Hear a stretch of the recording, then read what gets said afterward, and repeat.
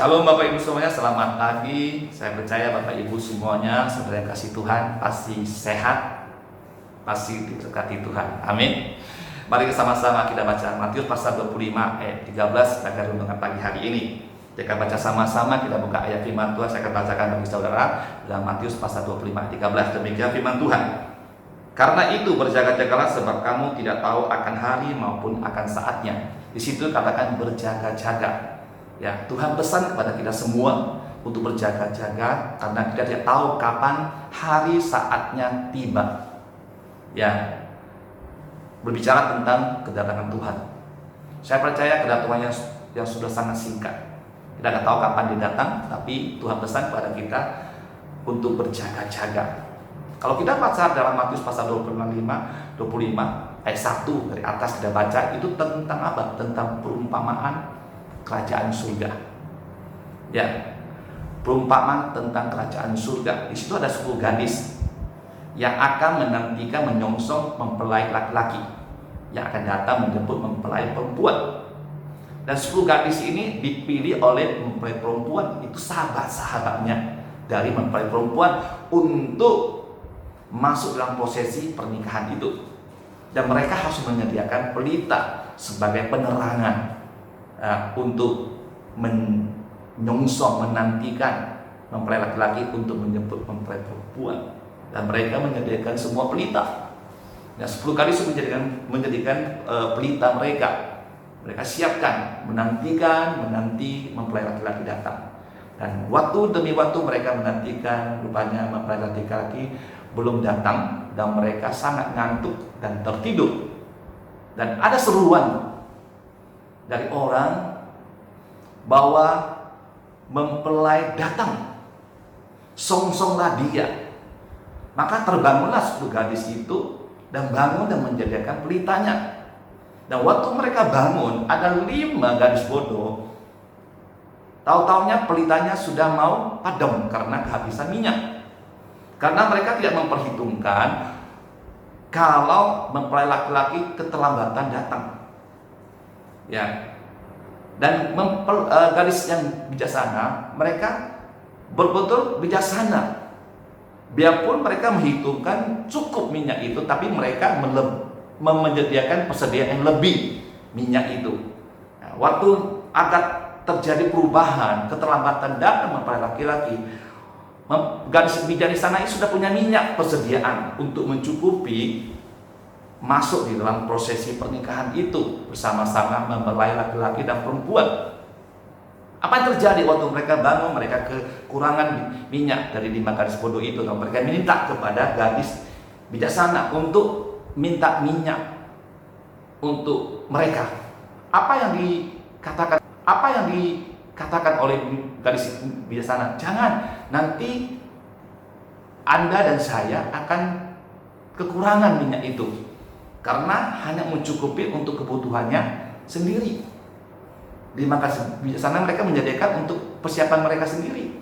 Kalau diberikan lagi, pasti tidak akan cukup. Oleh karena itu dikatakan, pergilah ke tempat kedai, cari minyak. Ya.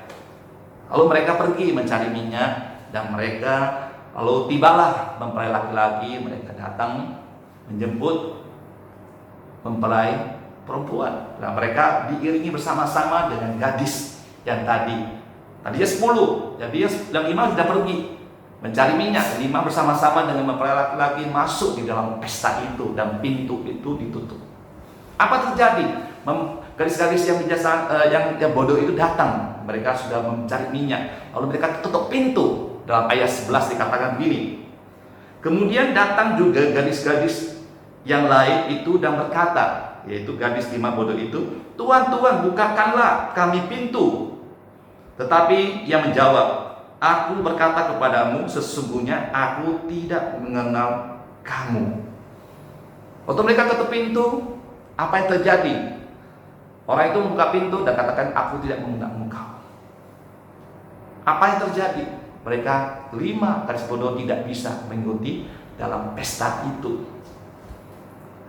Artinya, mari hari-hari ini kita sebagai orang yang percaya, ya, mari kita mempersiapkan yang terbaik. Terus berjaga-jaga. ya, memiliki seperti gadis bijaksana yang punya hikmat, pengertian, tanggung jawab, ya. Karena kita tahu waktu kita dipilih ya sebagai gadis-gadis untuk menyongsong mempelai laki-laki dan bersama-sama masuk dalam pesta itu, kita orang yang dipilih spesial. Oleh karena itu kita harus memiliki tanggung jawab, tidak asal-asalan, tidak kesuka-sukaan kita, tapi kita harus mempersiapkan diri yang terbaik, yaitu punya integritas, punya tanggung jawab. Kalau kita dipercayakan untuk menemani mempelai itu, saya percaya kita semua harus mempersiapkan yang terbaik kehidupan kita.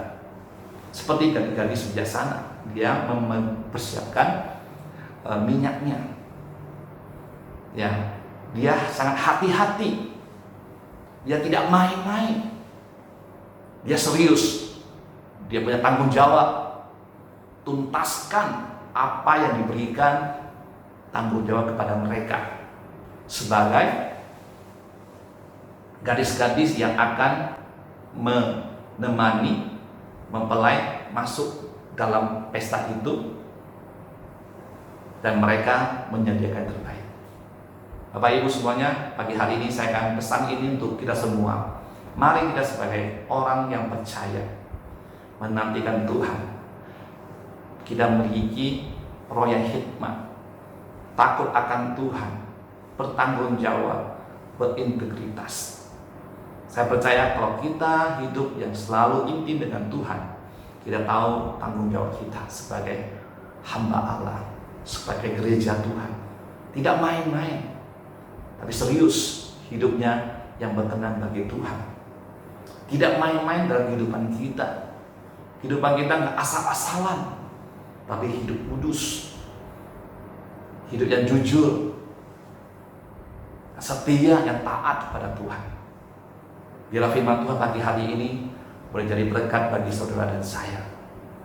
Peganglah firman Tuhan pagi hari ini. Kita tidak tahu kapan waktu dan saatnya tiba, tapi kita sebagai orang yang percaya, gereja Tuhan harus berjaga-jaga. Tuhan berkati.